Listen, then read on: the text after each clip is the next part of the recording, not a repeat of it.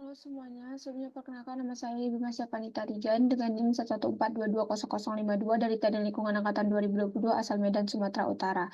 Kesempatan kali ini saya akan menjelaskan mengenai registrasi dan digitasi peta, cara pertama praktikum sistem informasi lingkungan. Nah, langkah pertama yang akan kita lakukan adalah kita akan login ke aplikasi ArcGIS-nya terlebih dahulu.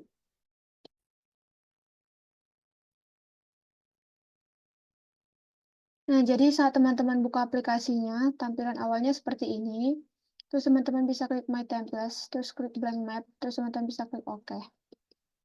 Nah, selanjutnya kita akan menentukan toolbar yang akan membantu kita dalam melakukan registrasi dan digitasi, di mana teman-teman bisa klik Customize, terus klik Customize Mode.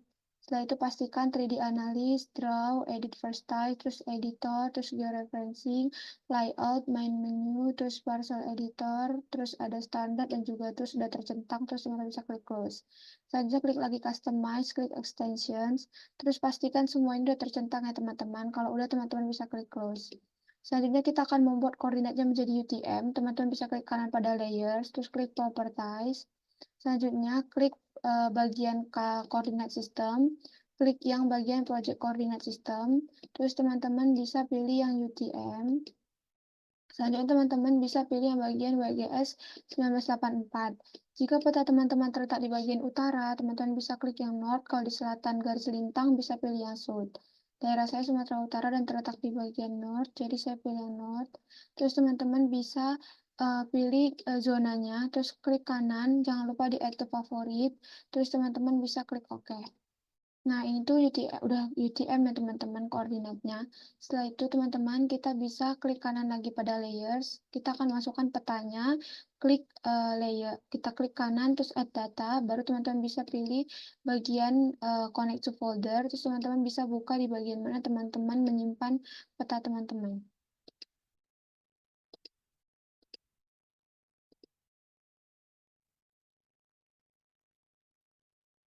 Nah, setelah itu teman-teman kita akan klik petanya, terus klik add, baru teman-teman bisa klik OK. Nah, petanya itu udah muncul. Langkah berikutnya yang akan kita lakukan adalah meregistrasi koordinat pada peta supaya sama pada koordinat yang ini. Caranya teman-teman bisa klik Add Control Points, terus teman-teman bisa ke bagian paling pojok kiri atas peta, terus teman-teman bisa klik, terus teman-teman bisa klik kanan, terus kita input berapa koordinat extendnya.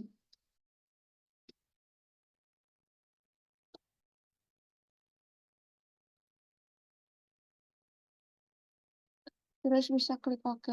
Nah, kalau petanya tiba-tiba hilang, bisa klik kanan pada peta, terus zoom to layer, nanti petanya muncul lagi.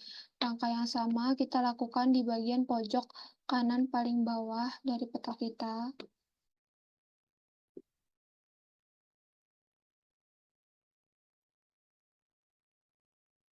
Terus teman-teman bisa kita input nilai extensinya lagi.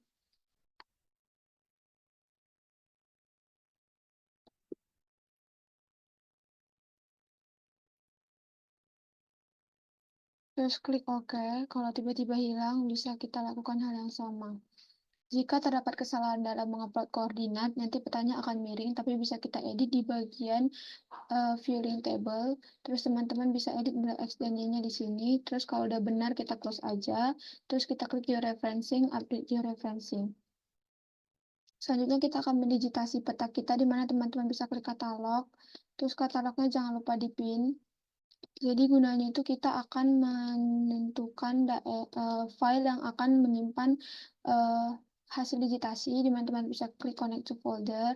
Terus teman-teman bisa membuka folder bagian mana teman-teman mau menyimpan bagian ininya.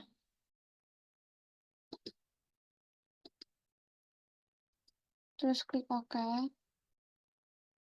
Terus teman-teman langkah berikutnya yang akan kita lakukan adalah klik kanan, terus klik new, terus klik yang bagian save file, terus teman-teman bisa ganti namanya menjadi batas administrasi, terus teman-teman bisa pilih feature type-nya menjadi polygon, terus kita edit ini bagian koordinat sesuai dengan koordinat kita ya teman-teman.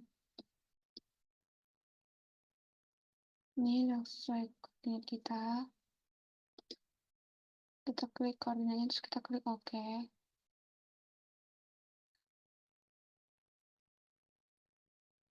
Ini itu udah, klik OK. Terus kita klik OK. Klik OK. Nah, udah sesuai. Sekarang kita bakal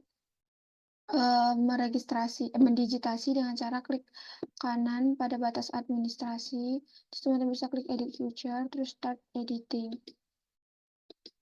Terus teman-teman, kita sekarang buka bagian create futures, terus klik bagian batas administrasi ini kita pin aja ya.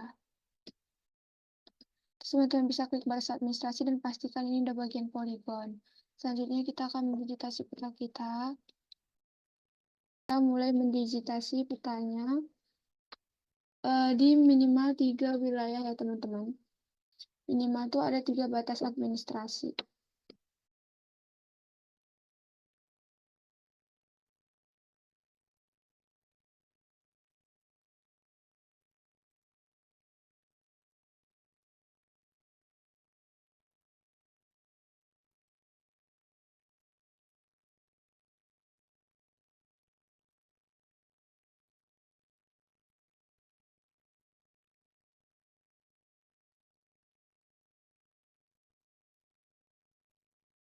Jika sudah, teman-teman bisa klik 2 kali. Nah, jadi nanti tampilannya seperti ini ya teman-teman.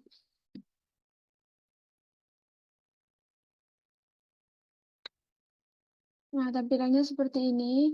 Langkah berikutnya kita klik parcel editor, terus kita stop editing, dan pastikan udah ke save. Kita klik yes. Nah, selanjutnya kita mau membagi daerah ini menjadi 3 bagian. Jadi caranya itu teman-teman bisa klik warna di sini. Terus fill color-nya kita bikin no color. Terus kita mau bikin garisnya itu warna hitam. Terus teman-teman bisa atur ketebalannya mau berapa. Terus klik OK. Nah, langkah berikutnya kita akan mau membagi wilayah ini menjadi 3 bagian.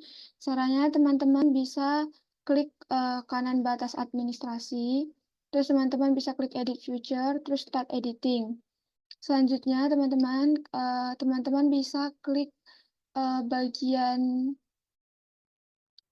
ini, terus cut polygon futures, terus teman-teman bisa klik OK. Baru teman-teman selection daerah mana yang mau kita bagi daerahnya. Selanjutnya teman-teman bisa klik lagi cut polygonnya, terus kita mulai mengedit daerah yang mau kita bagi.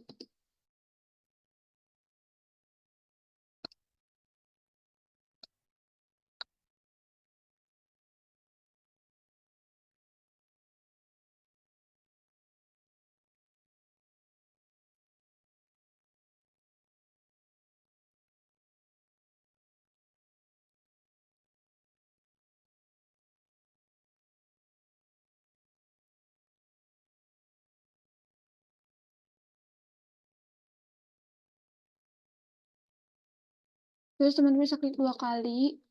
Nah, itu tuh udah kebagi. Selanjutnya kita lakukan hal yang sama di bagian yang ini. Supaya lebih detail, teman-teman bisa zoom.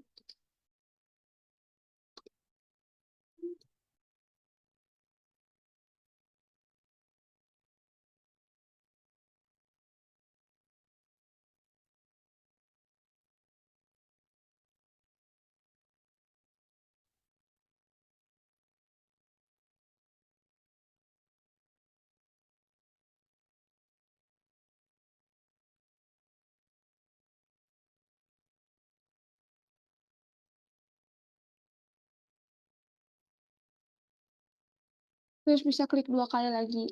Nah, ini tuh daerahnya udah kita bagi jadi 3. Terus teman-teman bisa klik bagian parcel editor. Terus teman-teman bisa klik stop editing. Terus teman-teman bisa save dengan klik yes. Nah, apabila kita mau memperbaiki daerah yang salah seperti ini, caranya teman-teman bisa klik parcel editor, terus start editing.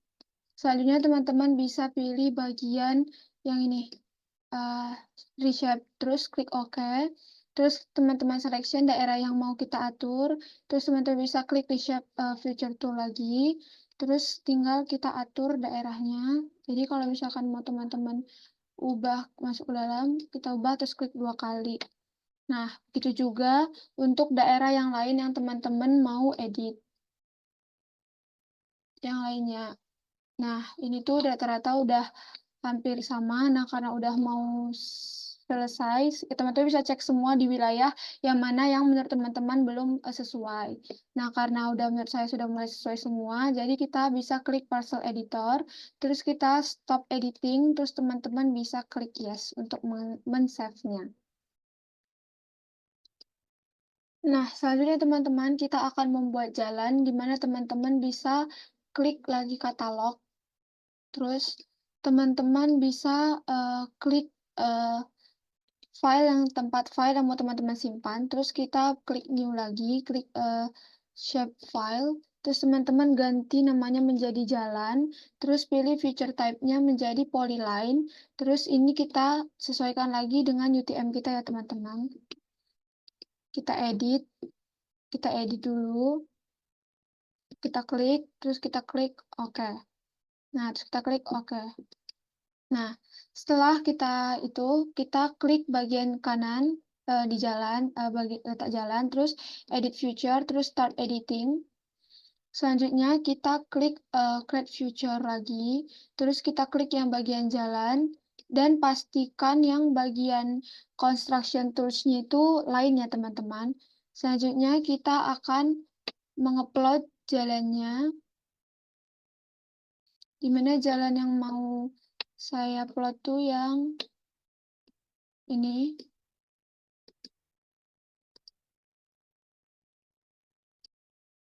Jika sudah, bisa klik 2 kali ya teman-teman.